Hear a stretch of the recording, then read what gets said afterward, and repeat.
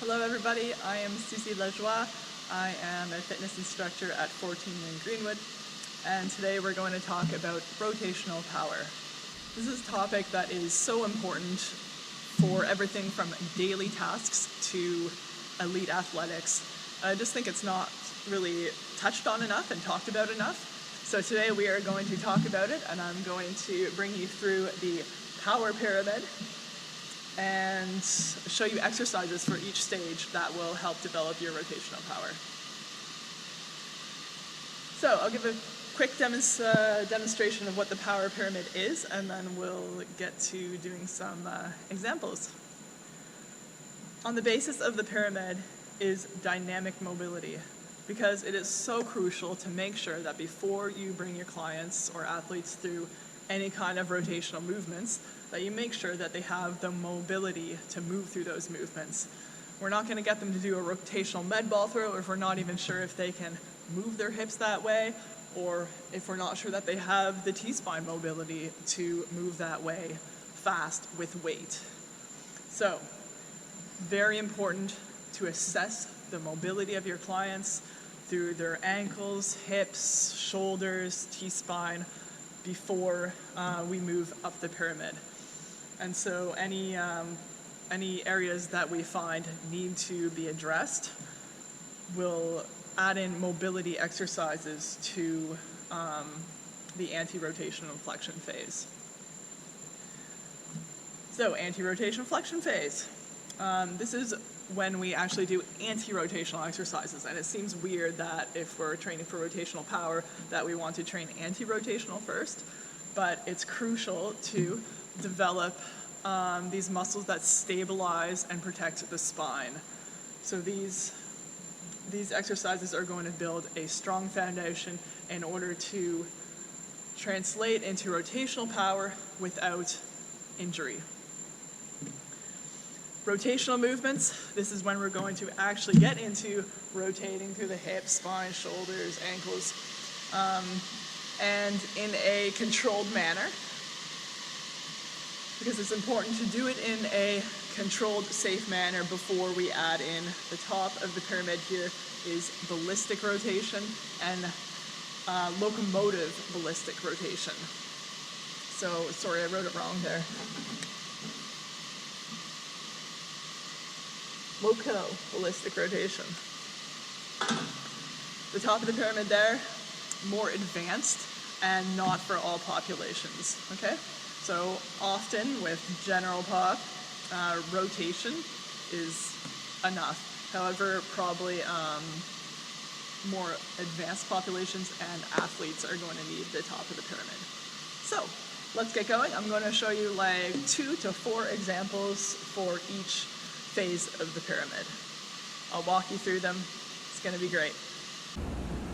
Okay, we are going to start with dynamic mobility. I'm not going to go through how to assess that. You guys all know how to assess mobility through different joints.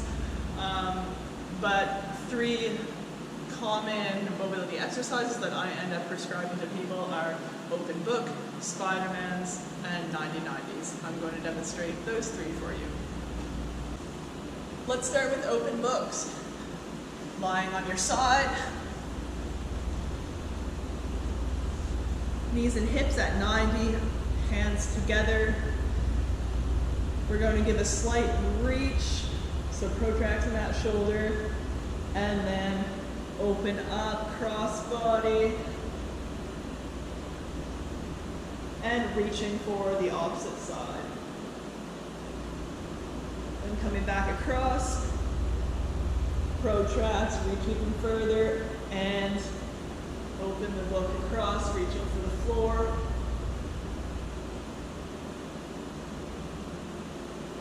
You can also do like a clock motion, so protract and then reach up over your head, make a big semicircle until you're open. Make sure to keep your knees together as you're doing this to isolate the T-spine a little more. Spider-Mans. We're going to get into a lunge position with your back knee on the floor. Here we are, we're bringing our front hands down on the inside of our front foot. If your client has trouble getting into this position, I would use some yoga blocks to prop them up so that they can be in a higher position. So we're in this position. We're going to let our upper body drop a bit. They can hold this stretch for like a minute or longer. But for the sake of today, we're just doing a bit of dynamic mobility.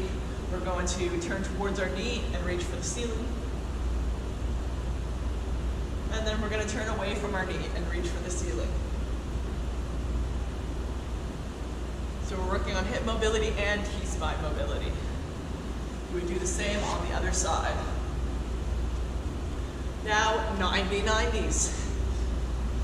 Going to be sitting on the ground. Front leg out in front of you, 90 degrees. Back leg, 90 degrees at the knee. Okay, so we're in this 90-90 position. I'm going to lean forward over my front leg and think of pushing this knee into the ground.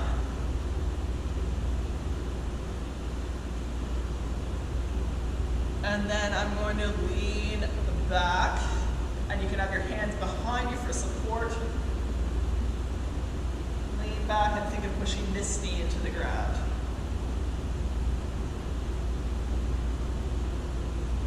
And I'm going to flip-flop between those two for several reps.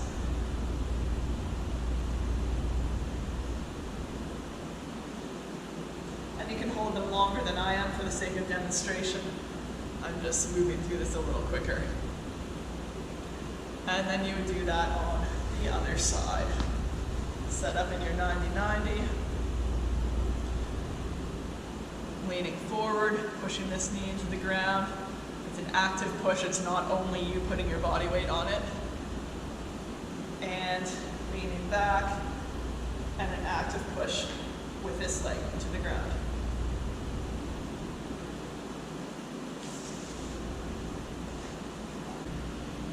All right, in preparation now for our rotation exercises, we're going to focus on some anti-rotational and flexion exercises.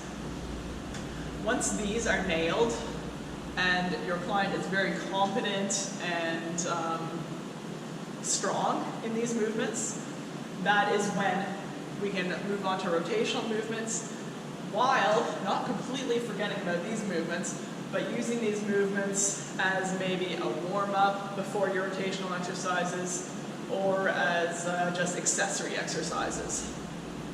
So, and for anti-rotational and anti-flexion, we have a loaded carry, a peel-off press, a single arm cable press, and McGill Curl Up.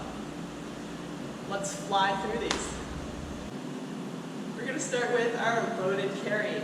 So we have one weight that we're going to hold on one side, and our core is going to have to compensate and work to keep our upper body in a good position and hold that weight up. So,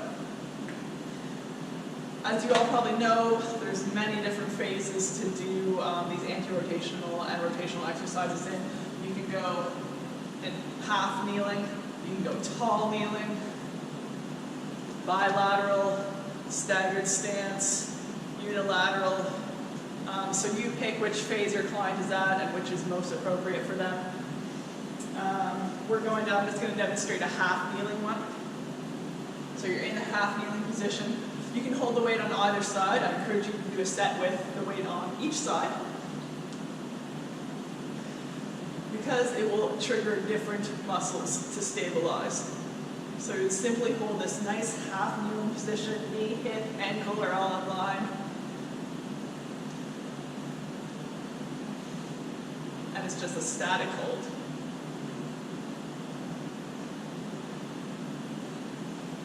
You can also do that. It's often done walking as a suitcase carry. So walking with the weight.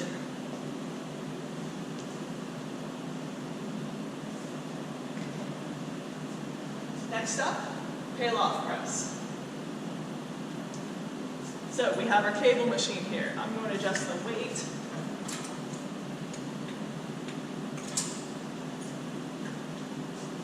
So we have our resistance coming from the side for this one.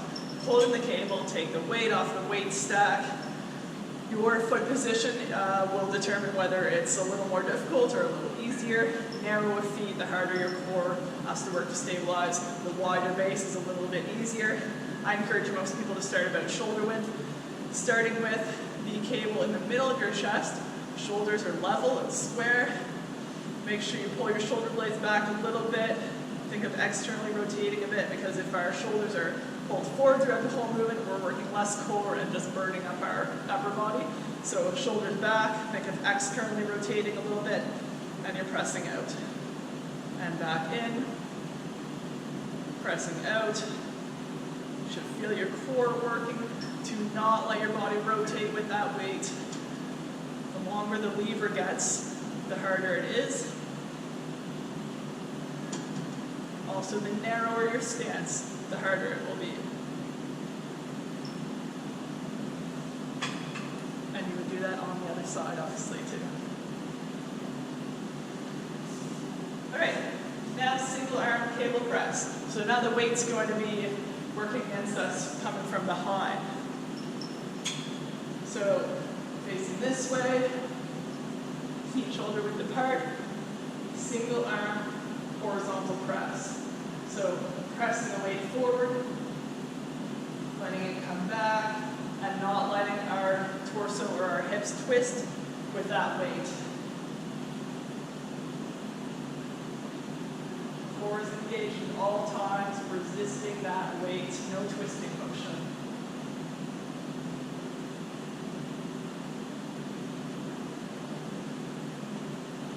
And then a few reps on the other side. Last but not least, we're going to get down on the floor for some McGill Curl Ups, the one anti-flexion exercise that I've added in. If you're not familiar with Stu McGill's curl up, then I encourage you to look at more resources, because this is just going to be a quick demonstration. It's very important to really be looking closely at your client when they're doing this, and it's an exercise that I often find that I have to give a lot of feedback on. It's not just like watching on a video and then you're doing it perfectly most of the time. So I'm going to run you through it. You're going to be lying on your back, and Stu McGill's anti-flexion curl up, which is what it really should be called, requires you to do a curl up motion while keeping your spine in its nice neutral position. So in order to keep it there, we're going to stack our hands like this, or put our fists together like this, in order to keep the natural curve in your spine. Because when you're doing a regular curl up, you'll see that your spine pushes and flexes into the floor. We don't want that to happen. So whatever your natural arch looks like, whatever's comfortable, either stacked hands or fists together, put them under there. And now you can't round your back into the floor. One knee is going to stay up, one leg is going to go straight down. And the idea here is to raise your shoulders and your head off the floor without curling through the spine. So we're going to stay straight as a board.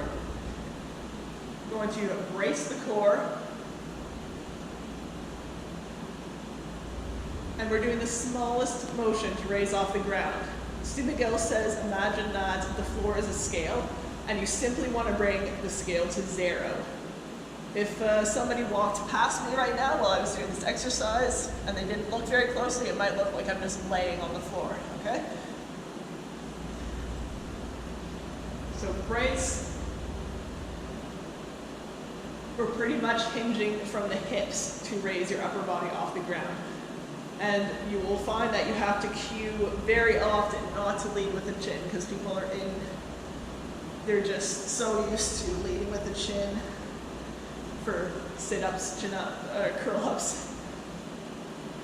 Okay? Brace. You might have to cue for them to lead with the chest.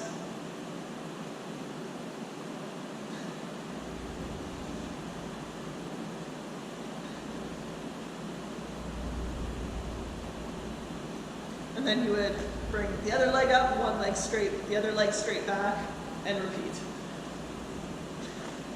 So again, I want to emphasize that this is an exercise that people often need a lot of feedback with, and there's lots of little picky details that you're going to have to work through with your client in order to have them hinging through the hips and no leading with the chin and no curling through the thoracic spine.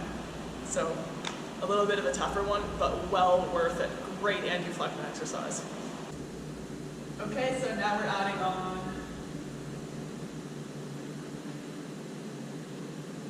Okay, so now we are moving on to rotational exercises. The two that I'm going to give you an example of is cable, pivot, and punch.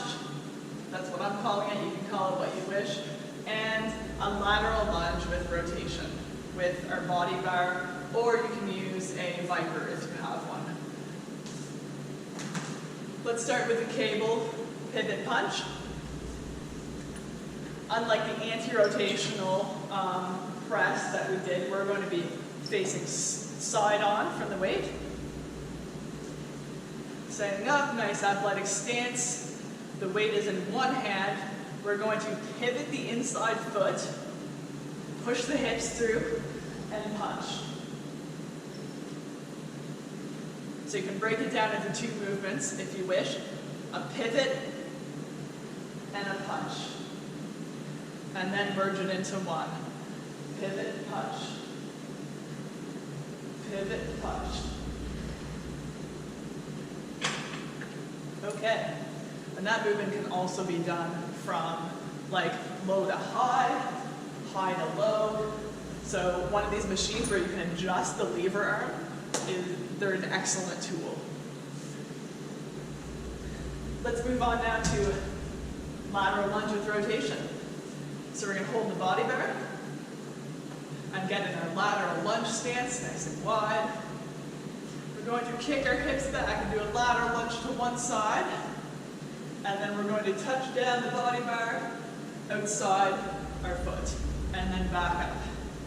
So you can break it down into two pieces, the lunge and the twist and touch, and then merge it into one movement.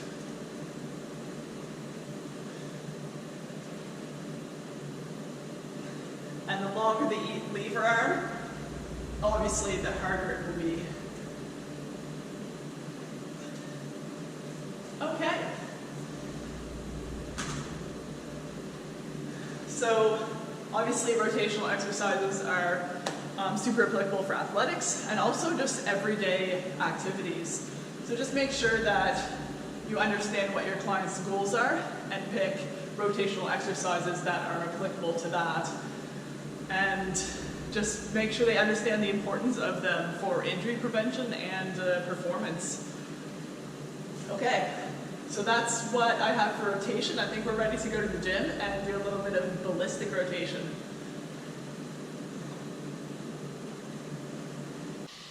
All right, now we are at ballistic rotational exercises and locomotive ballistic rotational. These two are at the peak of our triangle, and they are more advanced and not necessarily for all populations. Okay, so you have to look at your client/athlete and make sure that they are competent in the first three stages, and look at their sport and just in general how they move and their ability level and what their needs are. So the two exercises I'm going to show you as an example for ballistic rotational exercises are chops and or side slams with the med balls and lateral med ball throws. So we're working in vertical plane and a more horizontal plane. Let's get right to it. If you have access to a tire and a sledgehammer, these are great ballistic rotational exercises. We're lucky enough to have access to an indoor tire, so we can even do these inside. This is how the movement will look. Wide grip on the sledgehammer, feet shoulder width apart at least, and you can have a staggered stance for this one.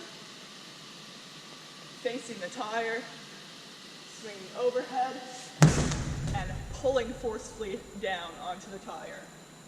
Wide grip, overhead, pulling forcefully down, and you'll see as I pull, my grip comes up the sledgehammer.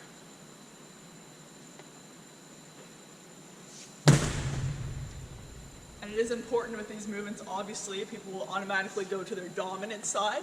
This is my dominant side. It's super important to have them also work their non-dominant side. Might look a little bit awkward. They would practice their non-dominant in rotational too, so would probably become a little more comfortable with it.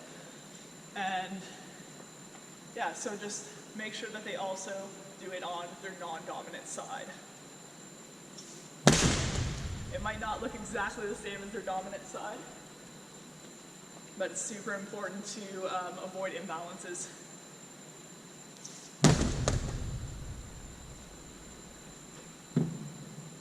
Okay, if you don't have access to sledgehammer tire, we can do a similar exercise with med balls also.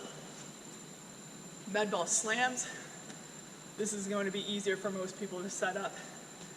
A lot of us have seen the regular slam, overhead, down towards the ground.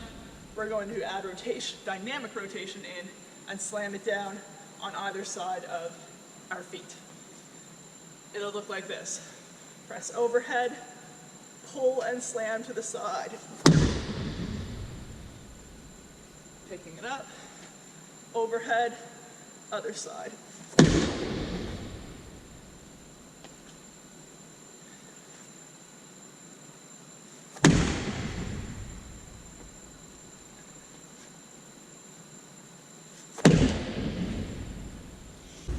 Well, thank you everybody for watching. Hopefully you found some tidbits of knowledge or ideas that you could take away and use with your clients and athletes. Take care and stay strong.